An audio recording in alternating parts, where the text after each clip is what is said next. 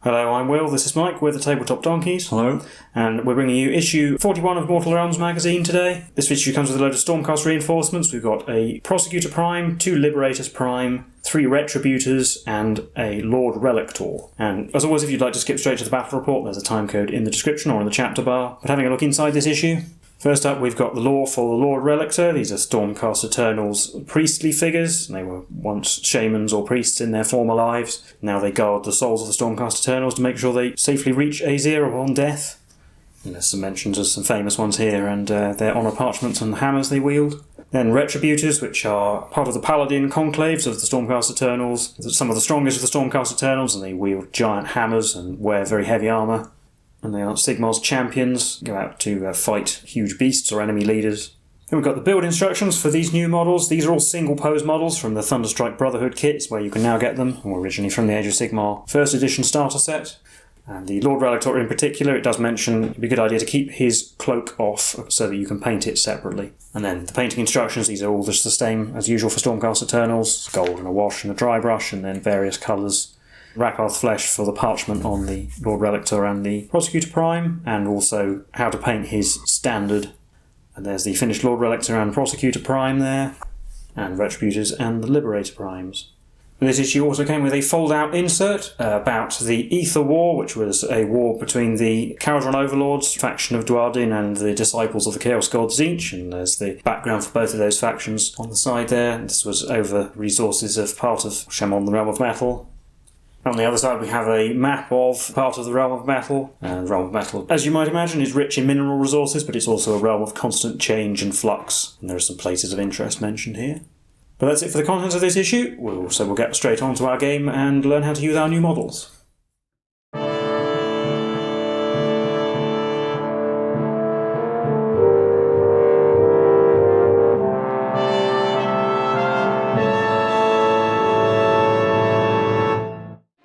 As usual, before we can go into our battle plan for this issue, we need to have a look at our new units. The war scrolls here for the Lord-Relictor and the Retributors. So the Lord-Relictor, you can see he's got a 4-inch move, 5 wounds, a 3+ save, 9 bravery, 4 attacks with his hammer. I think it's basically the same stat line as the Knight Azeroth from the previous issue. And he has 2 special abilities. There's Healing Storm, which you use in the hero phase. You can pick a friendly Stormcast model within 12 inches of the Lord-Relictor. And then on the 3+, that unit can heal D3 wounds. Alternatively, you could use Lightning Storm, because you can't use Lightning Storm and Healing Storm in the same turn. Lightning Storm, you can pick an enemy unit within 12 inches of the Lord-Relictor, and on the 3+, you do D3 mortal wounds to that unit, and that unit subtracts 1 to hit rolls until the next Stormcast hero phase. And for Retributors, they have a 4-inch move as well, 3 wounds apiece, 4+ save, 7 bravery, where they get 2 attacks each, hitting on 3s, wounded on 3s, minus 1 rend with 2 damage. The Retributor-Prime gets an extra attack, but if you roll a 6 to hit, they do 2 mortal wounds and the attack sequence ends. And the Liberator-Primes are just the same as Liberators, but they get 3 attacks instead of 2. And the Prosecutor-Prime gets an extra melee attack with his hammers, but not an extra ranged attack. And then just over on the next page it shows examples of how Lightning Storm and Healing Storm work. And then a short bit of background. The Stormcast Eternals, led by Lord-Relictor, are heading to the Verdigris Plains on the Realm of Metal, since the Nighthaunt have been detected there, and they're heading there to try and figure out what the Nighthaunt want here.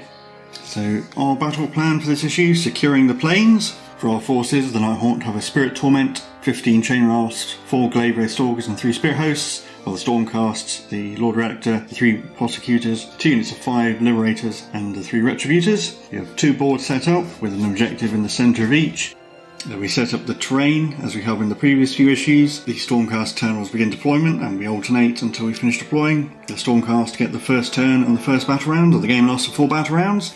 And for our victory conditions, it's whoever has the most victory points at the end of the 4th battle round wins. You hold objectives by having the most models within 3 inches of it. And we gain victory points, checking at the end of each battle round. We add up the wounds characteristic of all enemy models that were slain during that battle round, and whoever has the highest scores 2 victory points, and if it's a tie we get 1 each. And then whoever controls the most objectives at the end of each battle round scores 3 victory points, and if it's a tie we gain 1 each.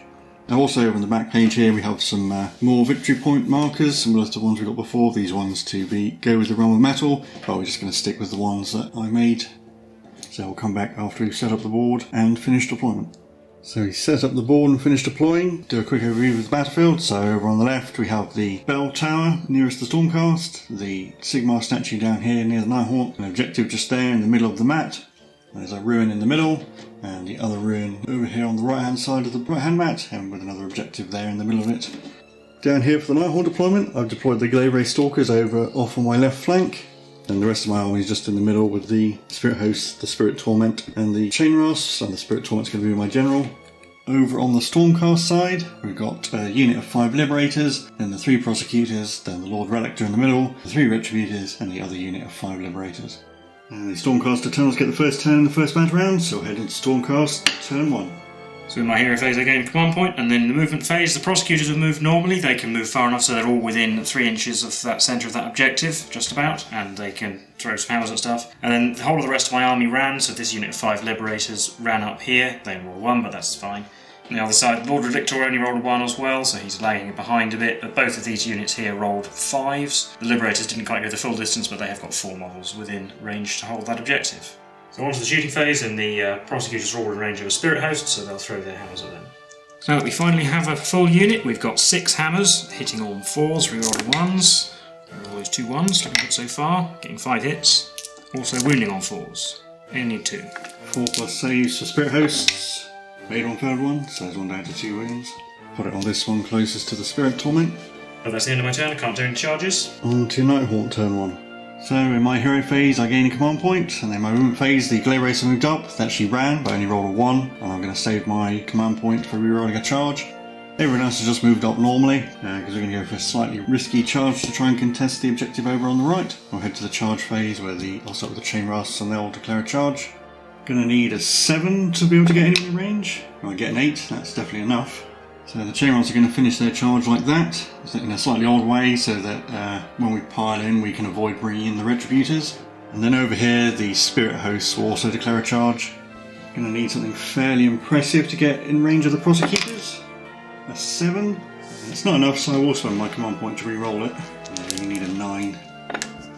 I only got a 5, so it's going to fail. So we're on to the combat phase, where I get to pick first, so I pick the Chain Rasps. After piling in, a couple of them are going to wrap round the edge of the Liberators, or fly over in the case of the one who's been hanged. And all in all, we can get 12 of them within an inch of the Liberators. And basically all of them in the middle are going to be in range of the objective. Just moved it out of the way, but it's actually just right here. So we've got 25 attacks from the Chain Rasps, and we're not wholly within 12 of the Spirit Torments, and they're rerolling 1s, hitting on 4s. So all in all, we'll end up with 12 hits, wound on 4s, rerolling 1s because there's more than 10 Chain Rasps. Reroll the 1-1, into a miss, 8 wounds. And we've got 4+ saves, rerolling 1s for shields. There's a couple of 1s, 3 fails, 4 fails, so 2 whole Liberators. So we'll lose this one who's not in range of the objective, and this one on the far end as well. But now the Liberators get to strike back. So we've got 7 attacks hitting on 4s because the Prime has an extra 1. 6 hits, and wounding on 3s. Only 2. 5+ saves for Chain Rasps. Or made both. At the end of that turn, the Liberators have to make a Battletop test. I'll just spend my command point to keep them there. Okay. And then that'll be the end of the turn and the battle round. So at the end of the battle round, we both hold 1 objective each. So that'll be 1 victory point each. And then I destroyed 4 wounds worth of models, whereas the Stormcast didn't destroy any, so that'll be 2 victory points for the Nighthaunt. We'll use these D20s to mark victory points, so 3 for the Nighthaunt and 1 for the Stormcast at the end of battle round 1. And we'll roll off at the start of battle round 2. I got a 6. I didn't. Well, I'm definitely going to go first, so we'll head into Nighthaunt turn 2. I gain a command point in my hero phase, and in the movement phase, the Spirit Torment ran. You got an extra 3, so you can come over here and support the left flank. But the Spirit Hosts and the Glaive Racer both moved up normally to get near the Prosecutors and the objective. While over on my right flank, the Chain Rasps are going to stay in combat with the Liberators. Then on to charges, the Spirit Hosts will charge. And they get a 6, that's probably enough to get them where I want them to go. So they're going to finish their charge like that, and that's actually going to be it for charges. The Glaive Racer are fine where they are. I moved the objective out of the way, but it is in the centre of the mat and all the Glaive Racer were in range of it.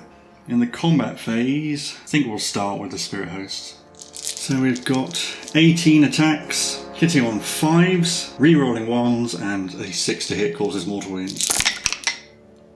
Before any re-rolls, we've got 3 ordinary hits and 5 6s. We'll just re-roll these 1s and we get another 6.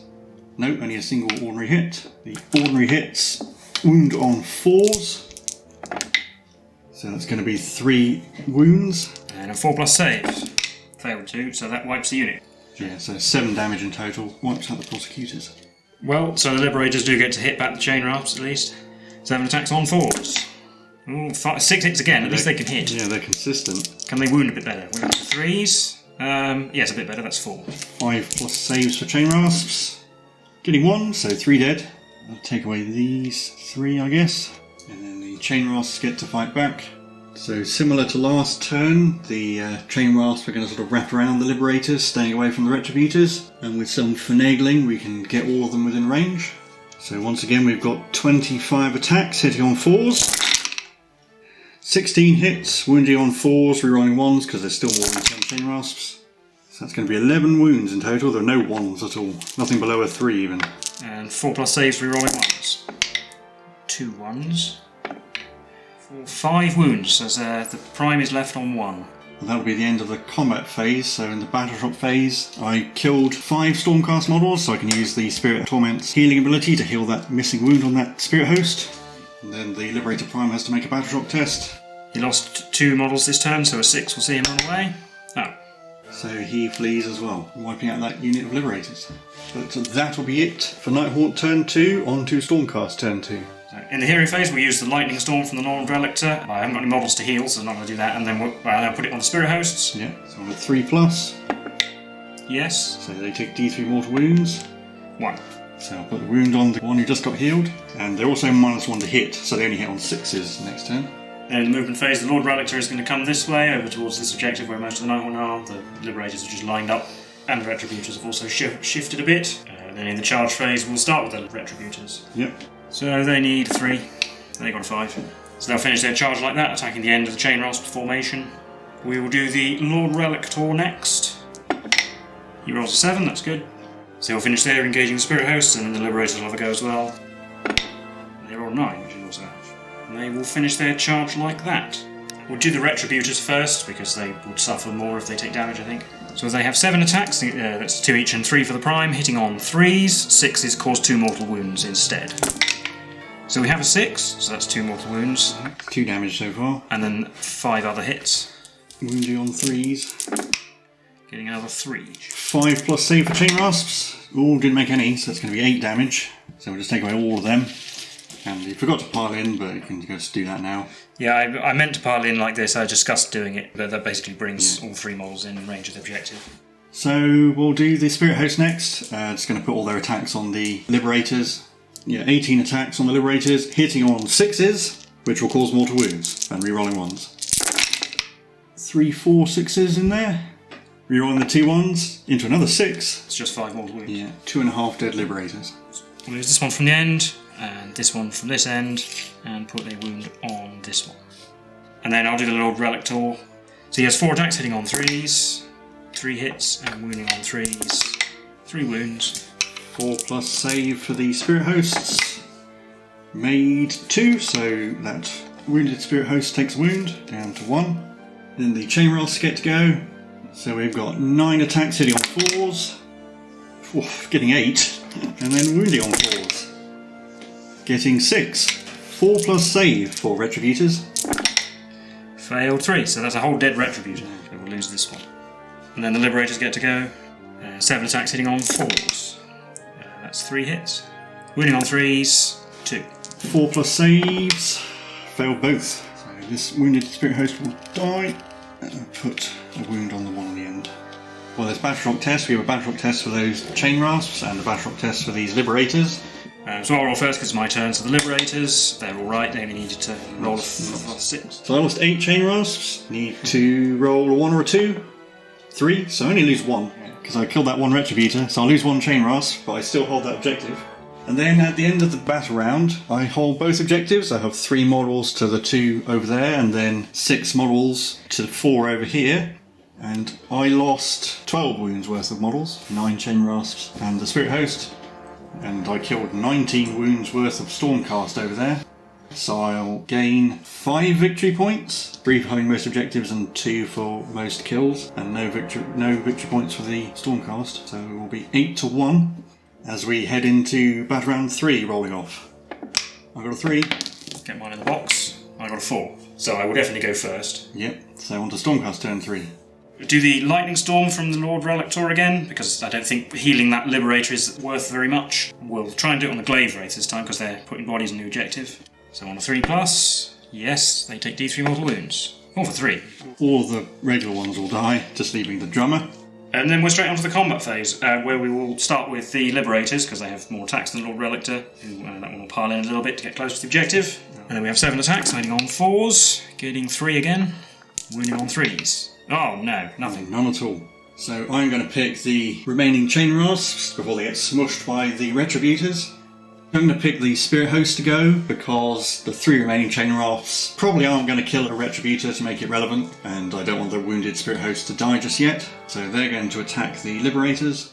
So we've got 12 attacks, hitting on 5s because we don't have the -1 to hit anymore, re-rolling 1s because we are within 12 of the Spirit Torment. 6s cause mortal wounds. There are 4 6s in there, only a single regular hit and no 1s. Regular hit wounds on a 4, which it does not. 4 damage to the Liberators. So that's 1, 2, 3, and then 4. Then we'll do the Retributors. 5 attacks on 3s. We've got a 6, which is 2 mortal wounds, and 2 regular hits, which wound on 3s. Oh, only 1. 5+. Come on, Dreadwarden. Oh, no, the chain rasps all die. 3 dead chain rasps. Yeah. And finally, the Lord-Relictor. Yep, who will pile in here, but not bringing that Slave Wraith in. And he has 4 attacks hitting on 3s, only 2, and wounding on 3s, 1. 4+ save for Spirit Host. Made it. A bash rock test for that Liberator. I think I'll spend my command point actually at this point, just because, yeah, another 6 would be rather a problem. And then it will be on to Nighthaunt turn 3. So the only movement in my turn is the Spirit Torment, who will move 3 inches away from the Lord-Relictor. Then in the charge phase, he will charge. Anything but a 3? Yeah, 5 is enough. So he'll get in. I'll pick the Spirit Host to go first, I think, because the Lord-Relictor won't kill the Spirit Torment this turn. So we're going to pile in. And the Wounded Spirit Host will go for the Liberator-Prime, and the other one will go for the Lord-Relictor. So I'll do the attacks on the Lord-Relictor first. 6 attacks hitting on 5, 6s cause mortal wounds, and re-rolling 1s because of the Spirit Torment. So no hits, but 2 mortal wounds. He's down to 3, and then on the Liberator-Prime, no mortal wounds, but 2 ordinary hits. Rerolling that 1. Oh, roll off a 6. 2 ordinary hits, wounding on 4s, getting 2 wounds. 4+ saves, re-rolling 1s. Nope. Oh, and Liberator-Prime dies, and then the Lord-Relictor gets to fight back. He will strike the Spirit Host. 4 attacks on 3s, oh, they all hit. And they wound on 3s, oh, they all wound. Oh, 4+ saves. Made 1, so that Wounded Spirit Host will die, and then the other one goes down to 2 wounds. Then the Spirit Torment gets to attack the Lord-Relictor. We've got 3 attacks, hitting on 4s, rerolling 1s, getting 2 hits, and wounding on 3s, getting 1 wound, range -2. So 5+ save, nope. D3 damage for 2. And that'll be it, I think. I hold this objective on the left, Stormcast hold that objective on the right. So that's 1 victory point each. I killed 6 wounds worth of models, whereas the Stormcast killed 9, so they win that. So that'll be 3 victory points for the Stormcast and 1 for the Nighthaunt. So we're rolling off for battle round 4. I've got a 5. I might as well go 5. You get to choose first. I'll go first. So in the hero phase, we'll do Lightning Storm again. I mean, he could heal himself, but I think he really has to destroy something here. Yeah. So I'll put it on the Spirit Host, needing a 3+. That's 3. D3 mortal wounds. Oh, just 1. So it takes a wound, down to 1. And then, well, the Retributors are far too far away to influence the game, and they need to hold that objective. So in the combat phase, we're going to put 2 attacks on the Spirit Host and 2 on the Spirit Torment. 2 attacks on the Spirit Host, hitting on 3s. They do. They wound on 3s. Oh, they do. 4+ save, fail both. So it dies. And 2 attacks on the Spirit Torment. 3s. Oh, double 2. The Spirit Torment will fight back. 4s, rerolling 1s. They all hit. Wounding on 3s. 2 wounds. 5+. He's dead. He's dead. Yeah. Well, I mean, in my turn, the Retributors will be far too far away. I will win because I destroyed 5 wounds, and you only destroyed 3, and we hold an objective each. So that'll be 4 victory points for the Nighthaunt and 1 for the Stormcast. So that'll be 13 victory points to 5 Nighthaunt victory. So we'll recap that for you now. So that was the game for issue 41 of Age of Sigmar Mortal Realms magazine. How did you think that went? Not too well. I think that was mainly because of a couple of mistakes on my part. The first of them was probably moving up too far in the first turn, because then obviously you getting the double turn was quite important. It let you basically destroy a couple of my units. It's possible that if I had moved up more cautiously in my first turn, I would have not had the chance to take the objectives, which would have meant no victory points. But it would have meant that if you'd come forward to take objectives, you would have then been at risk that I would get the next turn and charge you and do exactly the same as what I did. So if I hadn't moved up as far, it might have encouraged you to play more cautiously, and we would have had a slower first turn, but it might have been better for me in the long run, perhaps, I suspect. And the second mistake was using the Lord-Relictor's Lightning Storm ability on the Glaive Ray Stalkers in the third turn rather than the Spirit Hosts, because then the Spirit Hosts went on to completely wreck my remaining Liberators, whereas the Glaive Ray Stalkers didn't do anything other than stand on the objective. I wasn't holding that objective anyway, and with the death of the Spirit Host instead, I still would have done enough wounds worth to win the victory points that turn for models destroyed, so it wouldn't have made any difference on that count. But yeah, the Spirit Hosts did roll very well, and the Chain Rasps did roll pretty well as well, but I think I made a couple of mistakes, and I think also you played well by sending the Chain Rasps off over there and then basically abandoning that flank, because then the Retributors had to go over there to fix that problem over there, and then they couldn't come back, and they were my most powerful unit. I think this actually sort of shows how the Retributors are particularly slow for Stormcast, because relatively lower model count, large base size and slow speed makes it hard to hold objectives, because I can just jam the Chain Rasps all in a big bunch, quite easily get all 15 to hold an objective.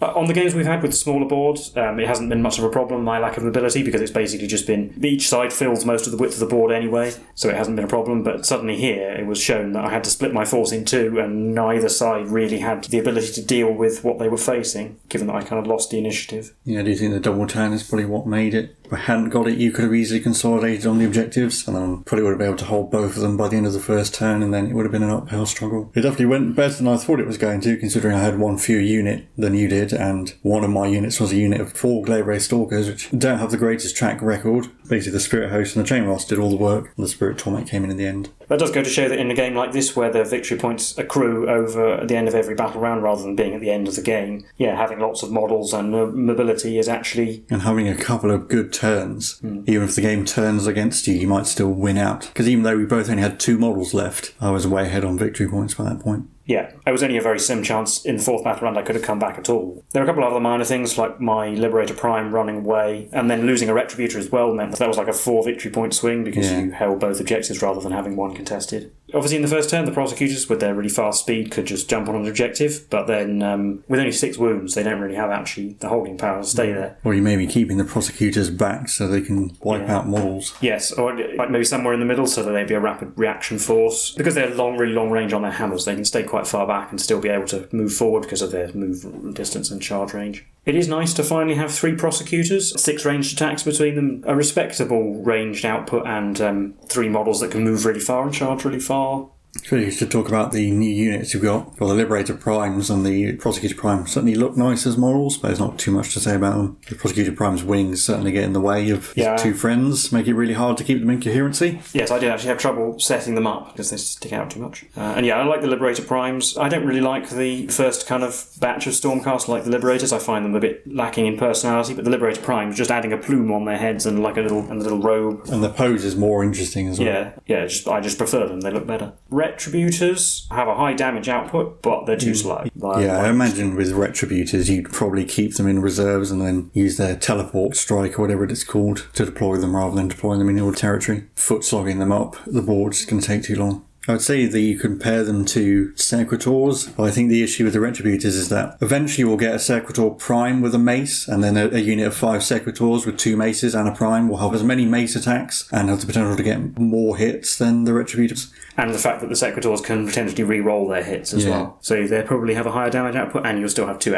other members of the unit. And they give you access to power to shields as well. Yeah. And Retributors only have your 4+ is a bit weird. Yeah, they do have 3 wounds each, which does make them last a bit longer, but they're not got Evocators who also have 3 wounds. Evocators have a lot more attacks, and they have their lightning arc as well. And they can cast a spell that lets either them or a nearby unit reroll wounds, which is pretty good. Yeah, and I think the Lord-Relictor ends up being kind of the same as sort of like the Lord Exorcist. So the Lord Exorcist is a wizard. He has his Purifying Blast, could probably put out more mortal wounds without any healing. Certainly against the Nighthaunt as well. Yes, and can also use other spells. And has a D3 damage weapon as well. Yeah, that's true. The Lord-Relictor is actually fairly disappointing in combat. He's not quite as good as the Night Questor even, and he's on a par with the Knight Azeroth that we got last issue. Yeah, I suspect his sort of niche should actually be for like healing heroes, or keeping Retributors and Evocators alive. Yeah, healing's definitely handy and being able to do mortal wounds, but it is on a 3+. I succeeded everyone on this game, but you can easily roll badly and that wouldn't happen. I suppose it's the same with spells, of course, but... Yeah, I guess I can't do anything about it. And the -1 to hit could be handy as well. -1 to hit is probably actually the most important part. That's probably... And I put that -1 to hit on your huge unit chain rasp, it affects the whole unit, and they'd be hitting on 5s, and that dramatically reduces their effectiveness. So he also has the priest keyword, which I doubt will be that relevant in the magazine. I think there are some abilities that are unique to priests.